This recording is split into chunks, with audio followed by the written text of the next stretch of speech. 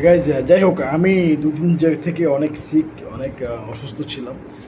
তো যেটা বলতাম, গতকাল 4টার দিকে মেবি আমাদের একজন, ওই যে আপনি চিনবেন, অবশ্য আপনারা সবাই চিনতে পারেন, যে ভাইরাল মিজান ভাই, মিজানের হোটেল আগারগাঁও, সবাই অনেকে চিনে, উনি ভাইরাল লোক।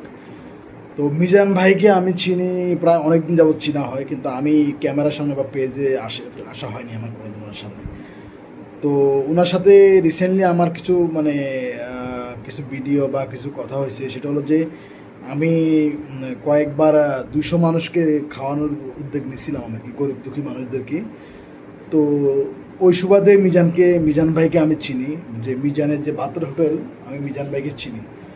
তো মিজান ভাই আসলে তেমন খারাপ মানুষ না, লোক আসলে ভালো মানুষ, একটু পাগলা টাইপের, ঠিক আছে। তো একটা তুচ্ছ একটা ঘটনা নিয়ে মিজান ভাইকে যেভাবে গ্রেপ্তার করা হয়েছে, তো আমরা এটা মানে এই বিষয়টা নিয়ে খুবই আমরা লজ্জিত। মিজান ভাই, উনি অসহায় মানুষ, উনি অসহায় মানুষের পাশে থাকে।